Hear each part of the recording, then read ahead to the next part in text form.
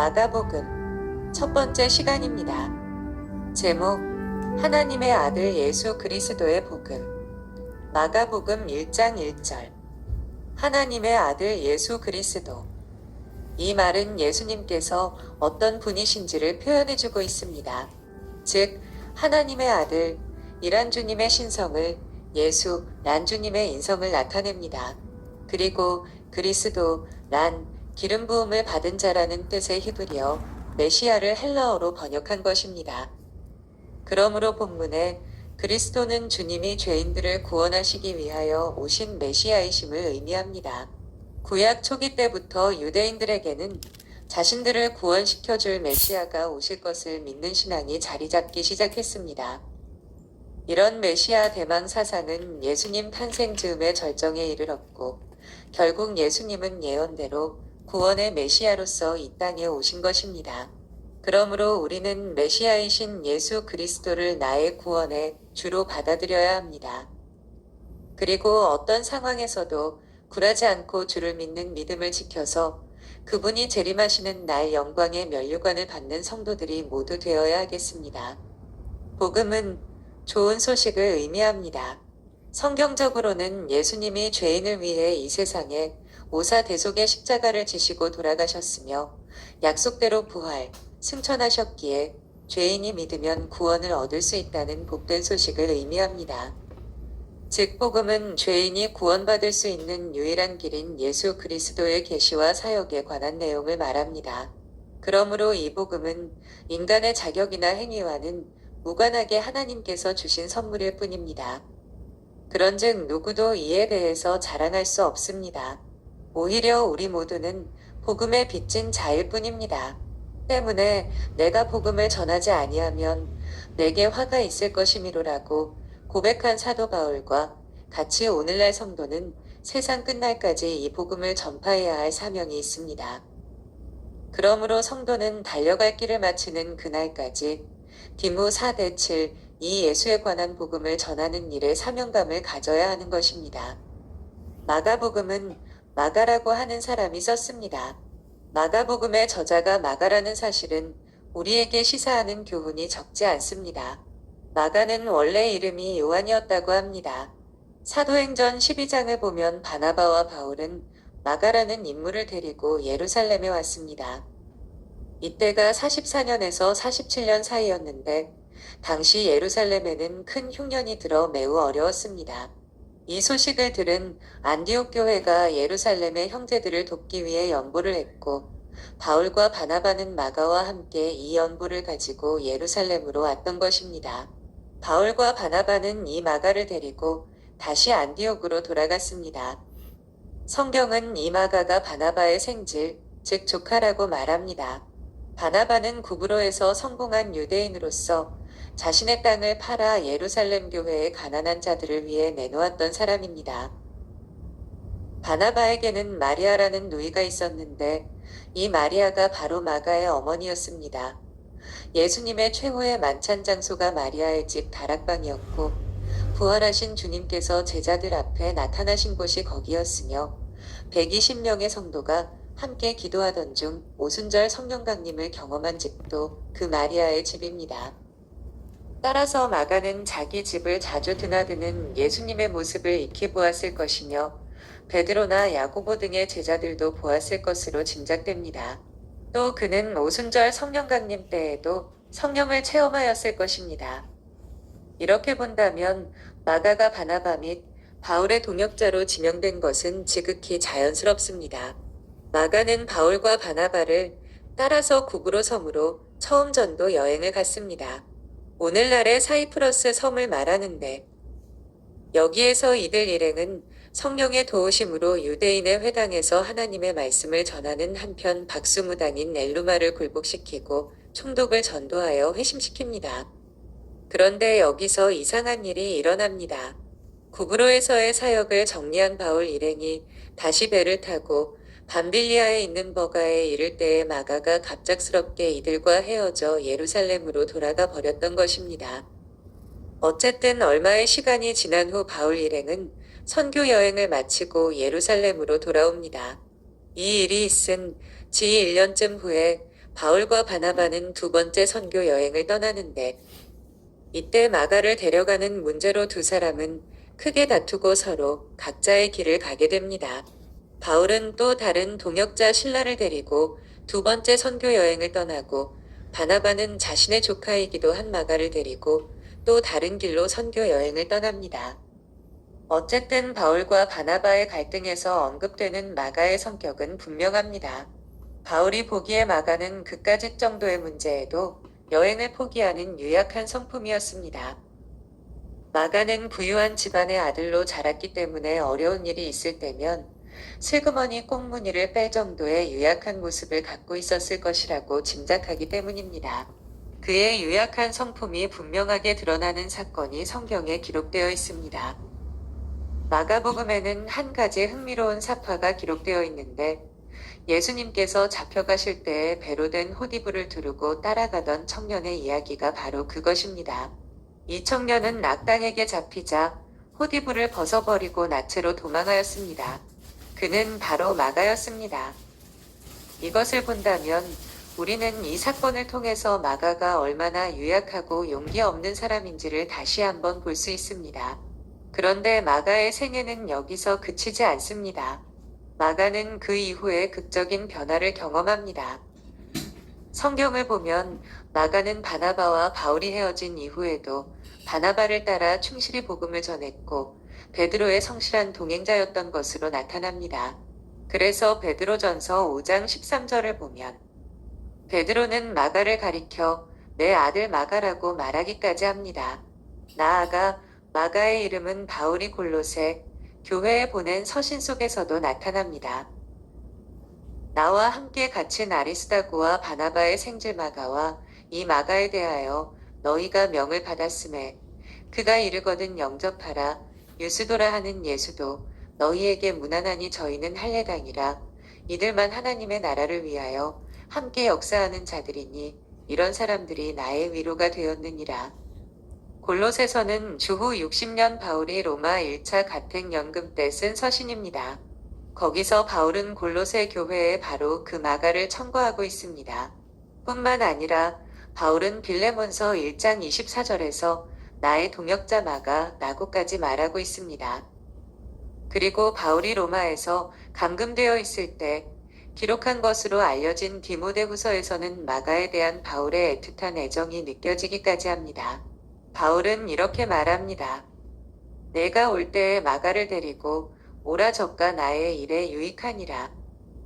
바울의 표현을 볼 때 마가와 바울의 관계는 이미 회복되었으며 나아가 마가가 끝까지 바울을 돕는 소수 안에 들어가 있다는 사실을 알 수 있습니다. 우리는 마가가 마가복음의 저자라는 사실 때문에 마가복음을 더욱 흥미롭게 지켜볼 수 있게 됩니다. 무엇보다도 마가복음을 읽다가 우리는 흥미있는 사실을 발견하게 됩니다. 마가복음의 약 3분의 1이 예수님의 고난에 초점을 맞추고 있습니다. 마가복음이 그 3분의 1을 예수님의 마지막 한 주간을 설명하는 데 사용한다는 사실, 이 얼마나 의미심장합니까? 예를 들어 보겠습니다. 마가는 마가복음에서 예수님께는 관심이 있었으나 악당의 손에는 잡히기 싫어서 벌거벗은 채로 도망가는 한 청년의 모습을 담담하게 기록했습니다. 그 청년은 예수님의 순환을 전하는 자신이었습니다. 그는 이렇게 연약한 자신의 모습을 마치 한 장면의 사파처럼 담담하게 예수님의 순환 이야기 가운데 집어넣었습니다. 이때 그의 심정이 어떠했을까요? 다시는 주님을 배신하지 않으리라. 다시는 그를 실망시키지 않으리라. 이런 다짐을 담아 자신의 모습을 기록해 놓은 것이 아닐까요?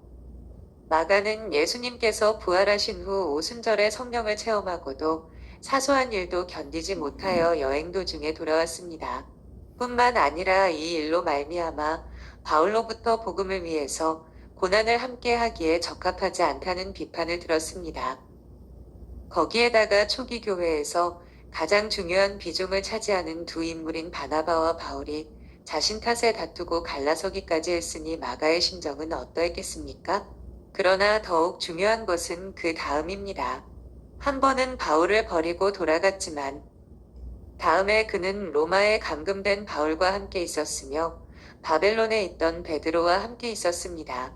디모데후서 4장 1에 11절을 보면 마가는 바울이 설립했던 에베소 교회에 디모데와 함께 있으면서 복음을 전한 것으로 짐작됩니다. 이제 그는 바울에게 더 이상 갖지 못할 약한 사람이 아니었습니다.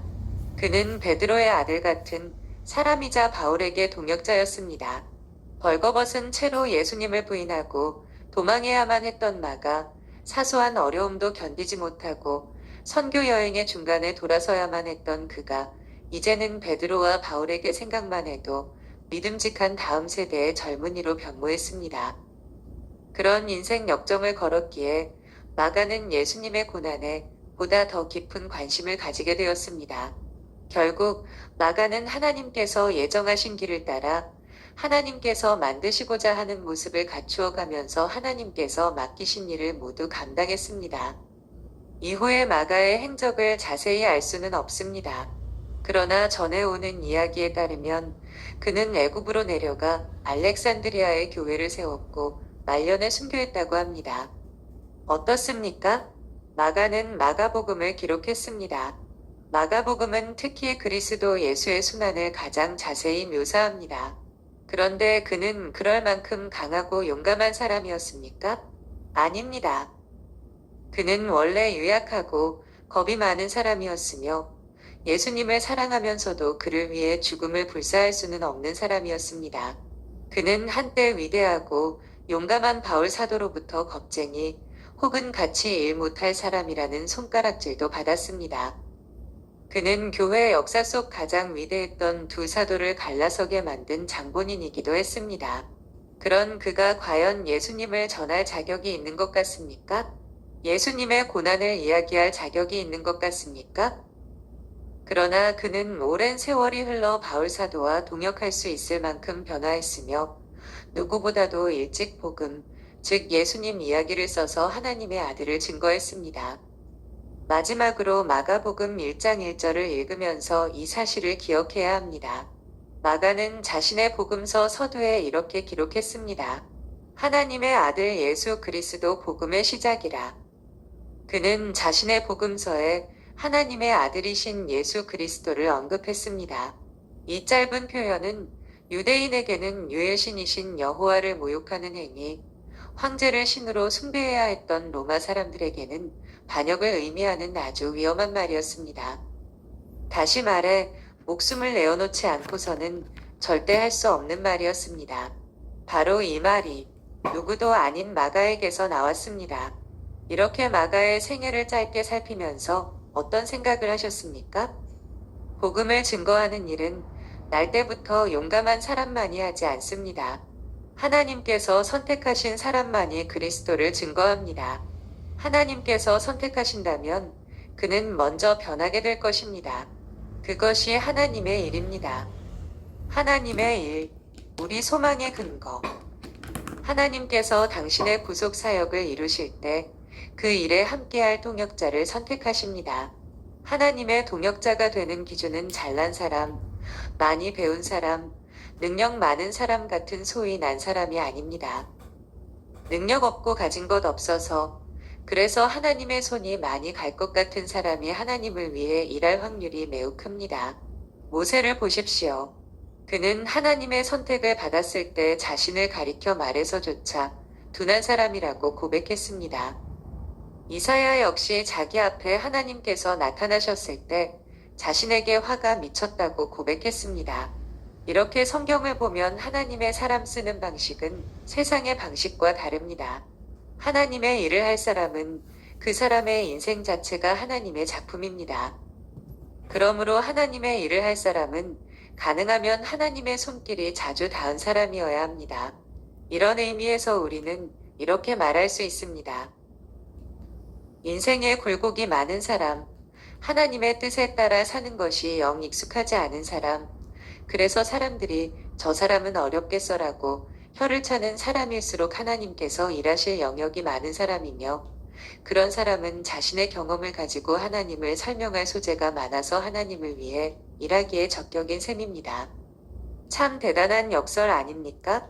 그러나 이것이야말로 부족한 우리가 품을 수 있는 소망의 근거입니다. 마가는 약한 사람이었으며 하나님을 위해 큰 일을 하거나 하나님을 위해 죽음을 불사할 만한 위인이 되지 못했습니다.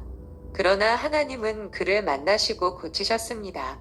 그래서 그로 하여금 그리스도에 관한 복음을 처음으로 기록하는 영광을 차지하게 하셨습니다. 하나님을 사랑하십니까? 그러나 그분을 위해 무엇이라도 할 만한 능력이 없다고 생각하십니까?